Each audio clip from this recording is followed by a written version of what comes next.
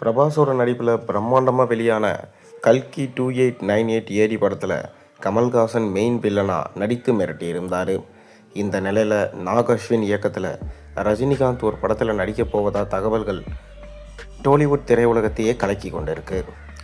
நடிகர் திலகம் மகாநடி படத்தின் மூலம் அறிமுகமான நாக் அஸ்வின் பழம்பெரும் நடிகை சாவித்திரியை கீர்த்தி சுரேஷை வச்சு அப்படியே கண்முன் கொண்டு வந்து கீர்த்தி சுரேஷுக்கு தேசிய விருதையும் பெற்று தந்தார்.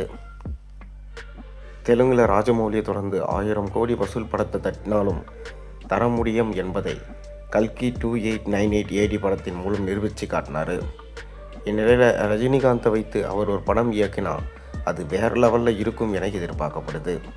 ஏற்கனவே ரஜினிகாந்தை வைத்து தான் ஒரு படம் இயக்கினால் முதல் சீன் முதல் கடைசி சீன் வரை தியேட்டரில் விசில் பறக்கும் என ராஜமௌலியே சூப்பர் ஸ்டாரை வச்சு படம் இயக்க வேண்டும் என்கின்ற தன்னுடைய ஆசையை வெளிப்படுத்தியிருந்தாலும் உடல்நல கருத்தில் கொண்டு ரொம்ப ரிஸ்கான பெரிய படங்களை ரஜினிகாந்த் தொடர்ந்து தவிர்த்துட்டு வராரு. கூலி படத்தை தொடர்ந்து ரஜினிகாந்த் மற்றும் கமல்ஹாசனை இணைந்து லோகேஷ் கனகராஜ் இயக்கத்தில் ஒரு படத்தில் நடிக்கப் போகிறார் என்றும் ரெட் ஜெயின் நிறுவனம் அந்த படத்தை தயாரிக்கப் போவதாகவும் தகவல்கள் வெளியாகின.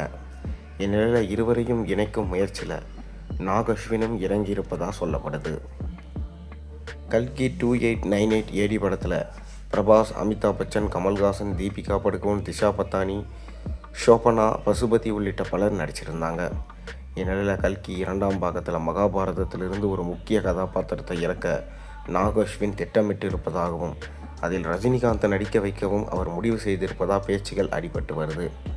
சமீபத்தில் ரஜினியை சந்தித்து நாக் அஸ்வின் சொன்ன கதை அவருக்கு ரொம்பவே பிடித்து விட்டது என்று சொல்லப்படுது.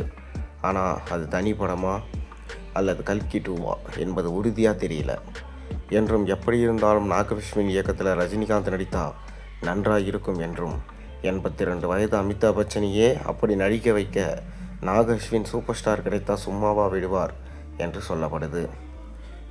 அஸ்வின் இயக்கத்தில் ரஜினிகாந்த் சோலோ படம் நடித்தால் கண்டிப்பாக 1000 கோடி வசூல் உறுதி என்று சொல்லப்படுது.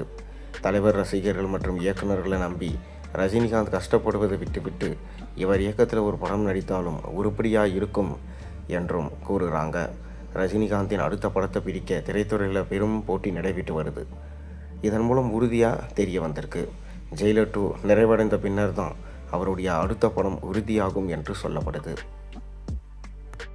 நீங்கள் என்ன நினைக்கிறீங்கன்றது உங்கள் கருத்துக்களை மறக்காம கீழே கமெண்ட்டில் சொல்லுங்கள். சேனலுக்கு சப்ஸ்கிரைப் பண்ணுங்கள்.